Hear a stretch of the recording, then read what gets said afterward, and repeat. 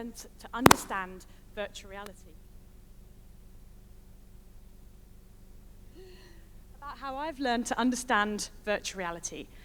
About how it's more than just a cool new gadget to get hyped up about, a new technology that's exciting to play with. No, I want to talk to you about how it's an artistic medium, a whole new form of communications. And like any other form of media, something that we should be critical about.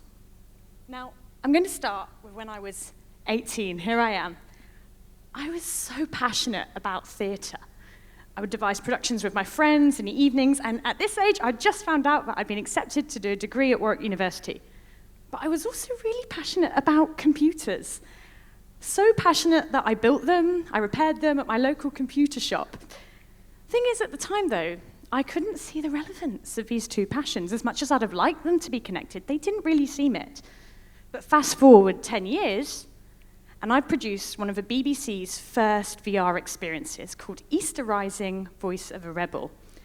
The theatre and the computers, they're so intrinsically linked in this piece, you can't really tell the difference. Essentially, it's a piece of digital theatre. But I have another attachment to virtual reality, which is slightly embarrassing. I thought I invented it. About 2014, I was in the office, I was an app producer at the time, and I discovered this way that if I got my phone up onto my head and my coat, I could create a virtual reality. I just moved my head at the same rate as the panning shot I'd found as a landscape, and ta-da! As a simulated presence. It was a revelation. But needless to say, my colleagues found this hilarious and told me, alas, I had been pipped to the post. A few weeks later, it was my birthday, and my colleague John bought me a Google Cardboard headset. Now, you're probably wondering, why is there a rectangle on the screen? In those early days, with my Google Cardboard at home, I had a revelation. All other forms of media pretty much happen in rectangles, whereas virtual reality, it's all around you. This felt incredible. I realized how we situate our lives around these glowing slabs. These glowing slabs that aren't really natural. Do you ever see a rectangle in nature? I've never seen one. We even spend 8 hours a day looking at these rectangles. Yes, that's almost half of our waking hours on average. But I thought, maybe there could be another way. Maybe it doesn't have to be like this. Could this be a bit like the development of perspective in painting? This here is an example of one of the first known uses of perspective in painting. It's an evangelist portrait from the late 700s. You'll see the way that the images here, they're symbolic. Your brain fills in the gaps. Whereas here, this is one of the first known uses of perspective in painting. It's called the tribute money, and it's a piece from the early 1400s. And you'll see here, just look at the way that simulation is key to creating a sense of presence. Could this be another leap from symbol to simulation? I think we're moving further along this continuum, from representation to simulation. Just take a look at it for a moment, and let's situate some other forms of media on it. So, for example, novels in the third person. There's an author representing a series of events to you in a story that you're being told. That sits more on the representation side of this continuum. However, when you've got a medium like gaming, for example, or immersive theatre, they're way more simulative. And what's exciting about virtual reality is its sweet spot is bang in that simulation place. Now, what I want to do for the rest of this talk is to unpick that creator's toolkit that simulation brings. Let's start with the physiology of this. When you're in virtual reality, the creator has this power to elicit physiological responses. So, for example, your hairs might raise on the back of your neck if you're standing next to a cliff edge, for example. You might get shivers down your spine, or if it's an adrenaline-fueled experience, you might feel your heart racing. VR is also really great for relationship building. You can build bonds with other people, or for people who aren't actually real, but may as well be. The interesting thing is, with 360 video, I found this, is that when somebody smiles at you in 360 and looks you in the eye, you smile back. It's like an auto response. And hey, speaking of physiological responses, I feel that little endorphin rush too. Now, psychologists would describe this, and especially as it matures, as a parasocial relationship. So you know that feeling, I don't know if you got this when you were a teenager, about your idols. It's as if you really know them. Well, that feeling could be elicited with virtual reality and fast-tracked. You could hang with your favorite celebrities or even with great thinkers and learn from them. Something else virtual reality is good at is embodiment. You can be put into the shoes of another. And this can often create a sense of empathy, not necessarily, but it can do.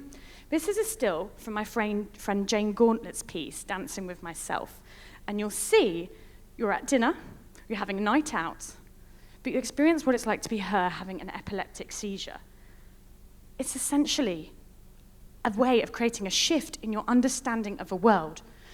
These pieces, where you're placed in somebody else's shoes, could create a shift in your whole sense of understanding of the world, or just pierce your filter bubble. So now let's look forward. Let's look to what happens after you've taken the headset off. Fast forward hours, days, even years. The thing about VR memories is they stick. They really stick.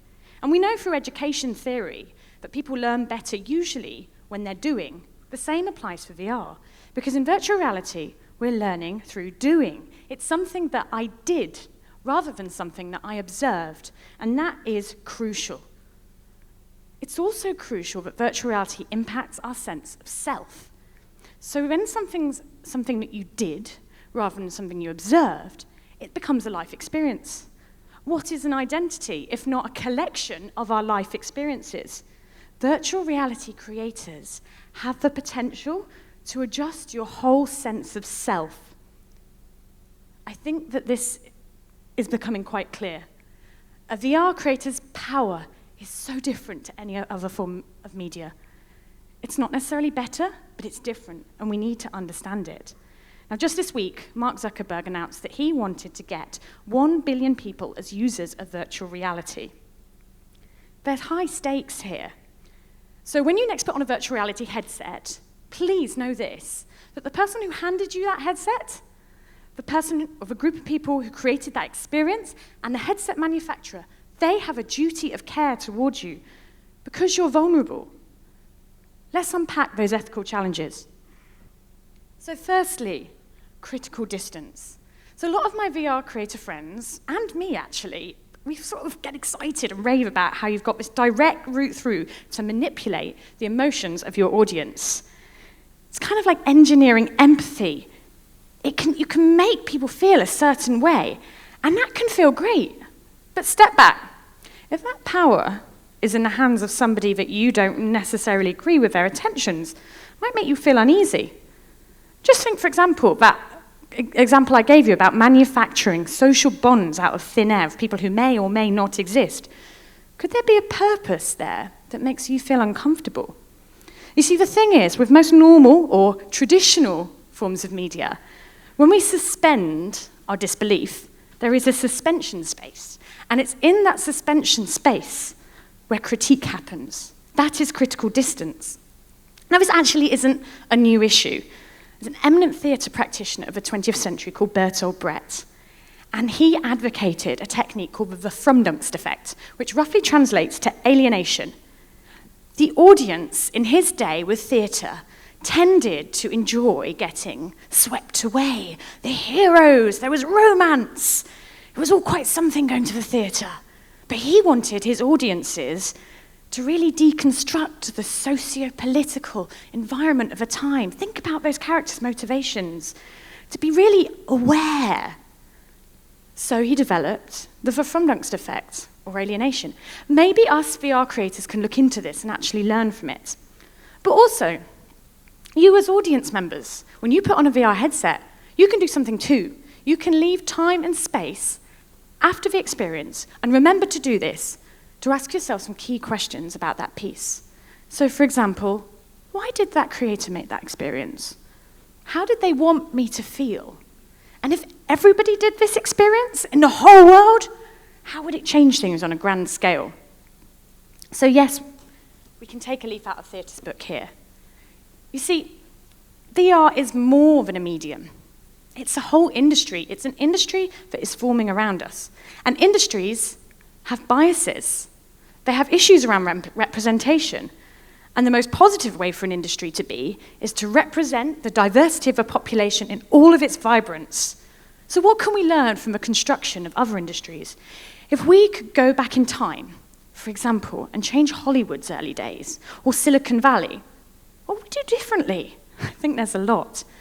Things like racism and sexism in work cultures, they feed through into the product. We know this. And they feed through then into audiences and society. There is a golden opportunity here to create from scratch a healthy, dynamic, inclusive virtual reality industry. But it will take a concerted effort. It will take a concerted effort now to create a virtual reality industry that reflects society's best self and not its worst. I want to finish on this note. The future is not inevitable. It doesn't just happen. We don't just sit back and watch. No, it's owned by all of us. And we don't make virtual reality as a creator. It doesn't happen in a vacuum. It relies on a relationship with audience and with society. So I've got something I need from you, which is your feedback. Next time you do VR experience, please let us, the industry, know. What did you think of it? Did you have any ideas that have come from that? What comments did you have? What critique?